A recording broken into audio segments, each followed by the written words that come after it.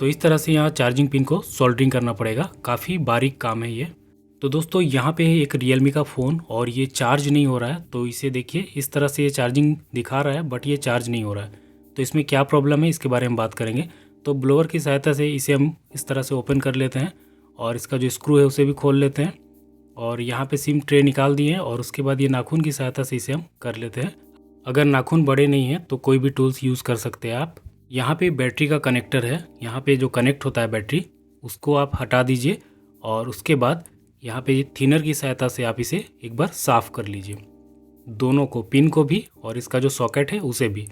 और उसके बाद भी अगर ये चालू नहीं होता है या चार्ज नहीं होता है तो हमें जो इसका चार्जिंग पिन होता है उसे बदल के देखना पड़ेगा।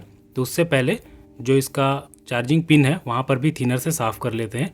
अगर तब भी ये वर्क नहीं करता है तो देखिए इसका जो कवर है इसे हटाइए और ये हमारा सब बोर्ड कहलाता है। सब बोर्ड का यहाँ पे कनेक्शन होता है और इसे हमें निकालना पड़ेगा। तो यहाँ पे जो एक नाइफ़ है उसकी सहायता से हम इसे यहाँ पे निकाल रहे हैं क्योंकि मुझे इसी से आसानी होता है यहाँ पे निकालने पे। ये क्लिप के जैसा यहाँ पे लगा हुआ रहता है, बस इसे नीचे से आप थोड़ा सा पुश करके उठाइएगा तो देखिए इस तरह से ये बाहर की ओर आ जाता है आसानी से। और यहाँ पे एक वायर भी आपको देखने को मिल रहा है जो कि नेटवर्क का वायर होता है। तो इसे हमें हटा देंगे तो ये हमारा सब बोर्ड अलग हो जाएगा और उसके बाद जो इसमें प्रॉब्लम है उसे हम देख सकते हैं। तो उससे पहले जो सब बोर्ड का जो कनेक्टर पिन है और ये कनेक्टर है उससे भी हम साफ़ कर लेंगे। अगर ये वर्क कर जाए तो अच्छी बात है, अगर नहीं करता है तो इसका जो चार्जिंग पिन है उसे हम चेंज कर देंगे। तो यहाँ पे देखिए दो तरीका है आपके पास, या फिर आप चार्जिंग पिन चेंज कर दीजिए या फिर ये जो सब बोर्ड है इसे ही पूरा चेंज कर दीजिए। तो अगर किसी को चार्जिंग पिन चेंज करने में तकलीफ़ होती है, दिक्कत होती है, उन्हें पूरी तरह से नहीं आता है तो आप सिंपल तरीके से ये सब बोर्ड ही चेंज कर सकते हैं। तो यहाँ पे चलिए अब हम जो इसका चार्जिंग पिन है पुराना वाला उसे हम निकाल देंगे और इसके जगह पे नया वाला चार्जिंग पिन लगाएंगे। तो यहाँ पे इसके लिए हमने यूज़ किया है ब्लोअर। ब्लोअर से हीट देने पे काफ़ी आसानी से बाहर आ जाता है। तो यहाँ पे देखिए चिमटा से हमने इसे पकड़ के बाहर की ओर निकाल देना है। देखिएगा हीट दे दिए हैं, अब देखिए काफ़ी आसानी से ये बाहर की ओर निकल गया।